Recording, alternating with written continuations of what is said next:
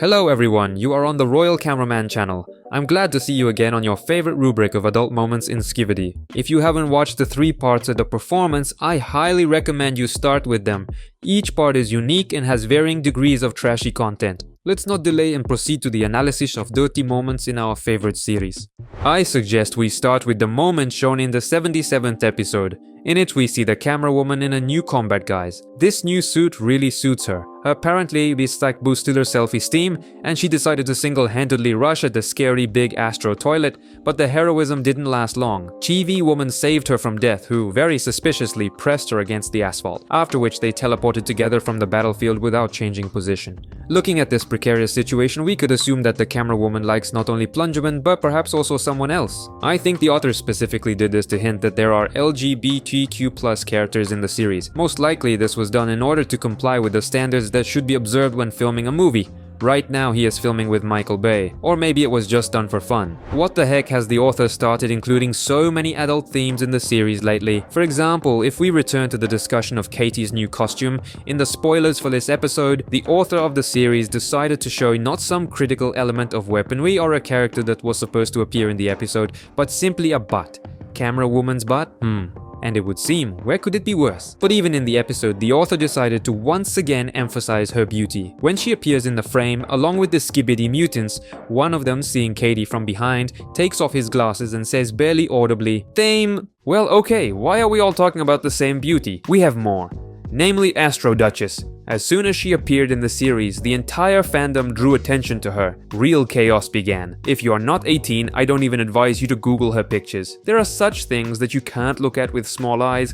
Even the author of the game noted her attractiveness. In the episode, he added such a vulgar moment that because of it, the episode had to be redone, as there was a lot of criticism from the author. Haven't you heard of this? Now let's talk.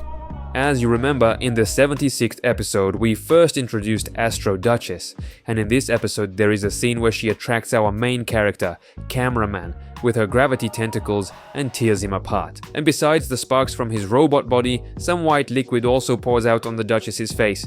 I will not explain to you what it is, I will simply note the fact that most likely the entire successful execution was liked by Cameraman. However, the community did not like it, because such things should not happen in a children's series, and Duffuck had to cut out this moment.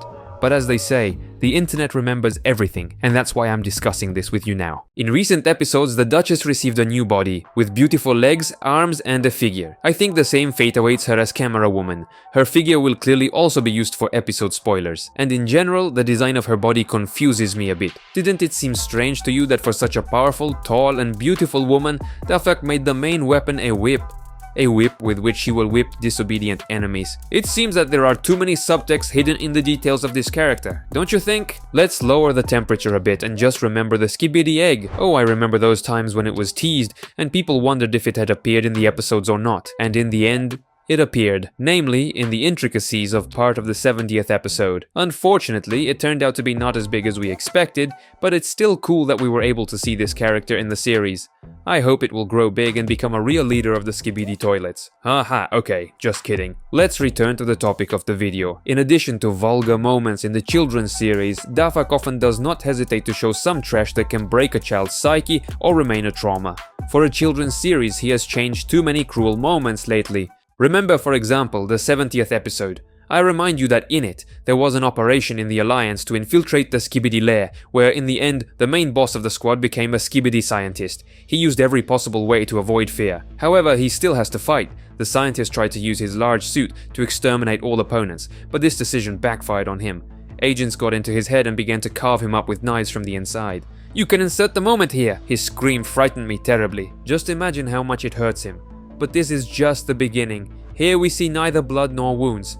However, the same cannot be said about the poor Skibidi toilet, which fell under the hot hand of the Duchess. During the first preparation, she did not have time to squint, and apparently therefore this poor toilet thought that killing her would not be difficult. However, punishment awaited him. The bloodthirsty Duchess simply incinerated the poor Skibidi toilet. He literally burned alive. As for me, this scene itself is too cruel for the series. Or for example, in the last 77th episode, Titan TV man arriving on the battlefield got punched in the face a bit, and this enraged him. Trying to deal with the unfortunate Skibidi toilet, he chose the most cruel and merciless path. He simply squeezed his head with golden hands. We see this manifestation in every detail, even blood splattered in different directions. Just awful. You might think, well, Dafek played around, added cruel and adult scenes, and that's it. This will not happen again, but this is far from the case. Even in the latest spoilers that appeared while I was writing this script, the author of the game added a ripped out human jaw and a wounded person, most likely Katie, who used a first aid kit and still continued to bleed. And before this episode, he also sometimes inserted references that the younger generation cannot always understand. For example, the cry of this mutant special forces soldier reminded me very much of Freddy the Bear from the 4th FNAF. The game's author even used the same sound, or for example this poor fellow from the 76th episode.